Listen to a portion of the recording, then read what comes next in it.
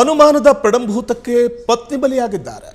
ರಾಮನಗರದಲ್ಲಿ ಸಪ್ತಪದಿ ತುಳಿದವನಿಂದಲೇ ರಕ್ತಪಾತವಾಗಿದೆ.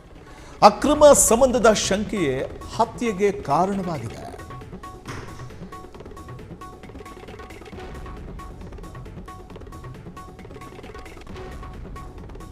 ರಾಮನಗರದ ಯಾರಬ್ ನಗರದಲ್ಲಿ ನಡೆದಿರುವಂತಹ ಘಟನೆ ಇದು. ಅಕ್ರಮ ಸಂಬಂಧದ ಶಂಕೆಯೇ ಹತ್ಯೆಗೆ ಕಾರಣವಾಗಿದೆ.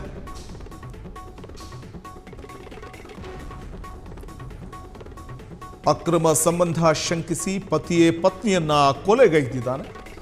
26 ವರ್ಷದ ಸೋಫಿಯಾ ಮೃತಪಟ್ಟಂತಹ ದುರ್ದೈವಿ ಮಹಿಳೆ. 28 ವರ್ಷದ ಪತಿ ಸಲ್ಮಾನ್ ಕೊಲೆ ಮಾಡಿರುವಂತಹ ವ್ಯಕ್ತಿ. ಕ್ರೂರಿ ಸಲ್ಮಾನ್ ಡ್ರ್ಯಾಗರ್ನಿಂದ ಪತ್ನಿಯ ಕತ್ತನ್ನ ಸೀಳಿದ್ದಾನೆ. ಹೊಟ್ಟೆಯ ಭಾಗಕ್ಕೆ ಮನ ಬಂದಂತೆ ಇರಿದು ಕೊಲೆಗೈದಿದ್ದಾನೆ. ಹತ್ಯೆ ಮಾಡಿ ಖಾಕಿ ಮುಂದೆ ಶರಣಾಗಿದ್ದಾನೆ. ಹಂತಕ ಸಲ್ಮಾನ್ ತನ್ನ ಪತ್ನಿಯನ್ನು ಇರಿದು ಕೊಂದಿದ್ದಾನೆ. ಈಗಾಗಲೇ ಮೃತದೇಹವನ್ನು ಮರಣೋತ್ತರ ಪರೀಕ್ಷೆಗಾಗಿ ಜಿಲ್ಲಾಸ್ಪತ್ರೆಗೆ ರವಾನೆ ಮಾಡಲಾಗಿದೆ. ಘಟನಾ ಸ್ಥಳಕ್ಕೆ ರಾಮನಗರ ಟೌನ್ ಪೊಲೀಸರು ಭೇಟಿ ನೀಡಿ ಪರಿಶೀಲನೆ ನಡೆಸಿದ್ದಾರೆ. ರಾಮನಗರ ಟೌನ್ ಪೊಲೀಸರು ಈ ಸಂಬಂಧ ಪ್ರಕರಣ ದಾಖಲಿಸಿಕೊಂಡಿದ್ದು ಪರಿಶೀಲನೆ ನಡೆಸಿದ್ದಾರೆ. ಆರೋಪಿಯನ್ನು ಬಂಧಿಸಲಾಗಿದೆ. ಆದರೆ ಅನುಮಾನದ ಪೆಡಂಭೂತ ಒಂದು ಸುಂದರ ಸಂಸಾರವನ್ನೇ ಬಲಿ ತೆಗೆದುಕೊಂಡಿದೆ. ಅಕ್ರಮ ಸಂಬಂಧದ ಶಂಕೆಯಿಂದ ತನ್ನ ಪತ್ನಿಯನ್ನೇ ಡ್ರ್ಯಾಗರ್ನಿಂದ ಚುಚ್ಚಿ ಇರಿದು ಕೊಂದಿದ್ದಾನೆ ಪಾಪಿ ಪತಿ.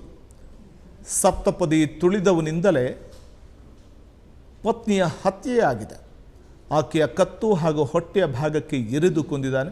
ರಾಮನಗರದ ಯಾರಬ್ ನಗರದಲ್ಲಿ ನಡೆದಿರುವಂತಹ ಘಟನೆ ಇದು. ಅಕ್ರಮ ಸಂಬಂಧ ಶಂಕಿಸಿ ಪತಿಯೇ ಪತ್ನಿಯನ್ನ ಕೊಲೆಗೈದಿದ್ದಾನೆ. ನೀಚ ಪತಿ ಕೈ ಹಿಡಿದು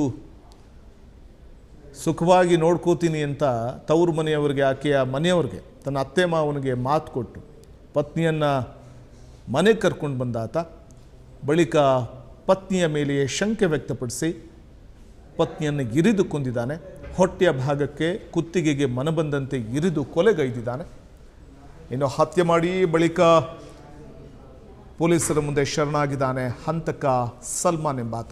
ಈ ಸಂಬಂಧ ಮೃತದೇಹವನ್ನು ಮರಣೋತ್ತರ ಪರೀಕ್ಷೆಗೋಸ್ಕರ ಜಿಲ್ಲಾಸ್ಪತ್ರೆಗೆ ರವಾನೆ ಮಾಡಲಾಗಿದೆ.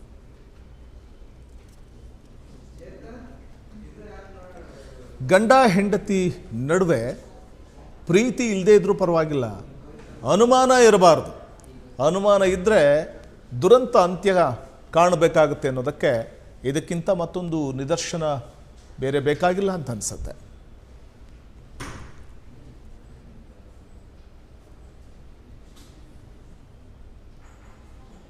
ಕ್ಷಣ ಕ್ಷಣದ ಸುದ್ದಿಗಳಿಗಾಗಿ ಫ್ರೀಡಂ ಟಿವಿ ಸಬ್ಸ್ಕ್ರೈಬ್ ಮಾಡಿ, ಲೈಕ್ ಮಾಡಿ ಹಾಗೂ ಫಾಲೋ ಮಾಡಿ.